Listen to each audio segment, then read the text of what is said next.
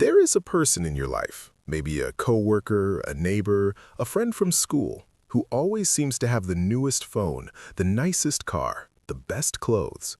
They talk about money with confidence. They look successful. They look like they have it figured out.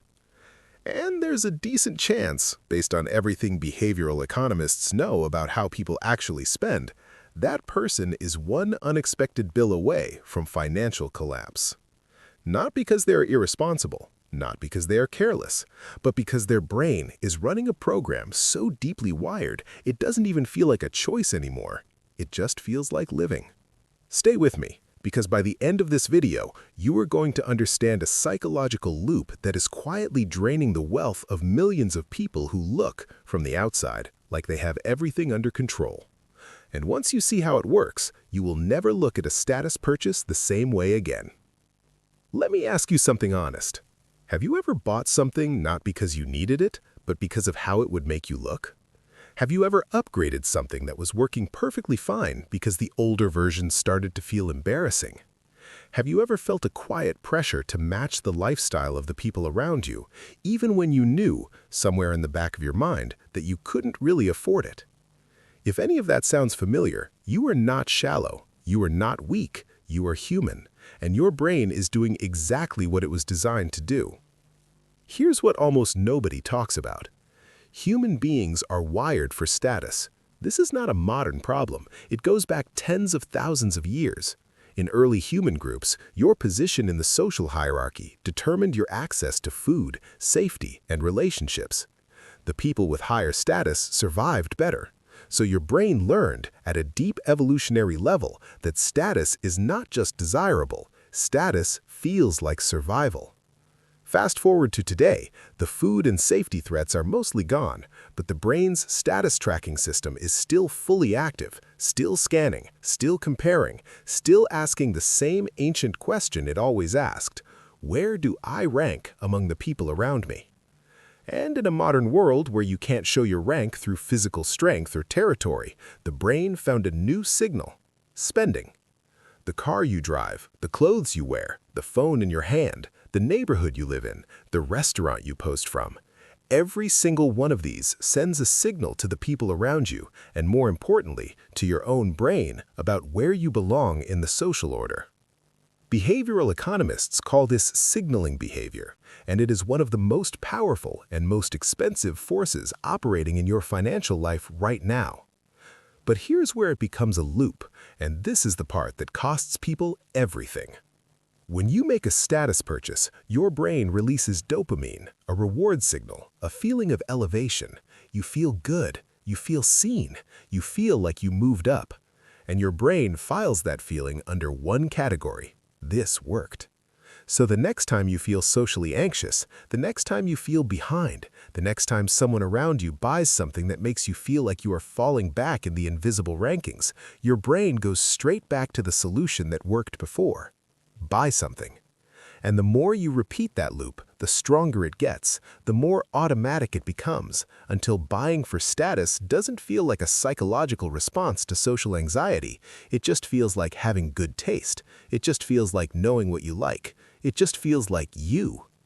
That is the status spending loop, and it is running silently in the background of almost every major financial decision most people make. Let me show you exactly what this looks like in a real life. Meet Jordan. Jordan is 29. He earns a solid income. From the outside, Jordan looks like someone who has their life together. Nice car, clean apartment in a good area, always dressed well, always has the latest phone. His social media looks like the life most people want. His savings account has had less than $1,000 in it for 3 years. Jordan doesn't feel like he is overspending. Every individual purchase makes sense to him at the time. The car was a reasonable upgrade. The apartment is in a safe area. The clothes are an investment in how he presents himself professionally. The phone is a tool he uses every day. But here's what Jordan doesn't see. Every one of those decisions was made, at least partly, not based on what he needed, but based on what it would signal to the people around him. And the people around him were making the same decisions, based partly on what he was signaling back to them. Everyone is performing wealth for everyone else, and everyone is getting poorer doing it. This is not a character flaw. There is strong behavioral research showing that social comparison, measuring ourselves against others, is one of the most consistent drivers of financial decision-making across all income levels.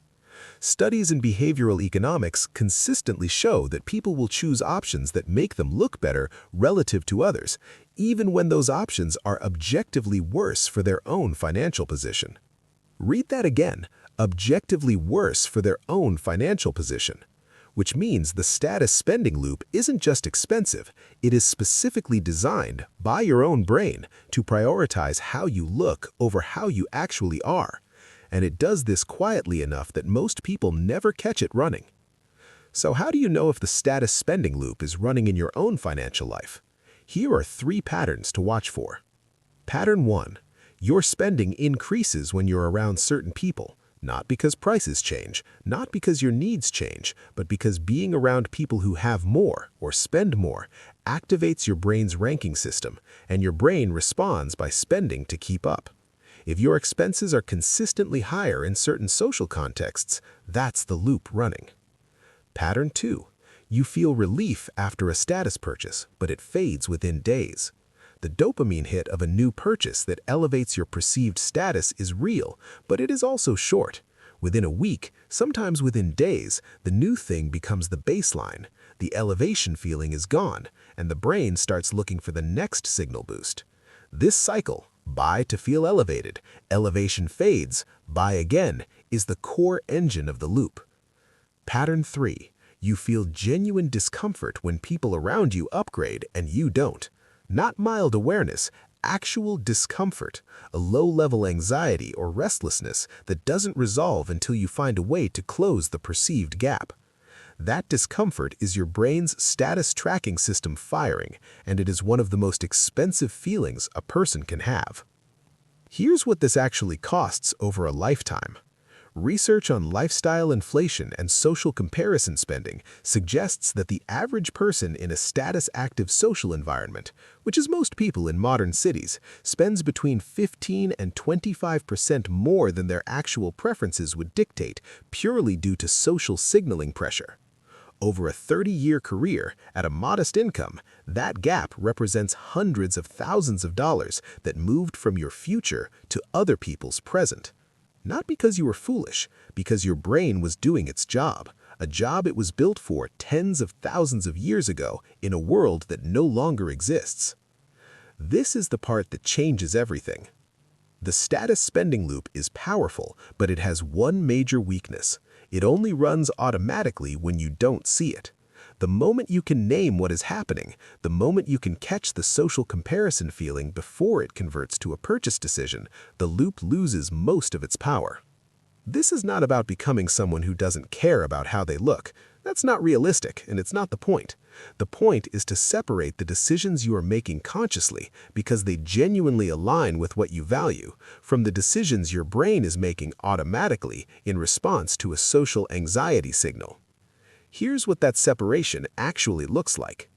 The first shift is the 48-hour rule. When you feel the pull to buy something that has a status component, anything where part of the appeal is how it will look to others, wait 48 hours before making the decision. Not to talk yourself out of it, just to let the social comparison signal cool down. If you still want it 48 hours later, for your own reasons, buy it. If the urgency disappears, you just caught the loop before it closed. The second shift is redefining your comparison group. Your brain compares you to the people in your immediate environment, your visible social circle. This is why people in expensive cities spend more, not because they earn more, but because their comparison group is wealthier. Deliberately expanding your awareness to include people who are building wealth quietly, who drive older cars, live in modest homes, and have strong balance sheets, recalibrates what your brain considers normal. And normal is the most powerful financial force there is. Back to Jordan. Jordan didn't need to stop caring about how he presented himself. He needed to understand why every upgrade felt urgent and why the urgency seemed to appear right after spending time with certain people or scrolling through certain content. Once he saw the loop, once he could name the social comparison signal before it triggered a purchase, something shifted. He didn't stop buying things he valued. He stopped buying things his anxiety valued. And over 18 months, without dramatically changing his lifestyle, his savings rate went from nearly zero to something he had never had before. Not because he earned more, because he stopped funding a loop he could finally see. Here's the thing about status. The people who actually build wealth, the ones with real financial security, are almost never the ones who look the wealthiest. Study after study on high net worth individuals shows the same pattern. Modest, visible lifestyle, aggressive, invisible saving. The real game is not the one being played in public. You didn't choose to be wired for social comparison. Every human brain comes with that system installed. But now you know what it looks like when it runs, and that changes what it can cost you.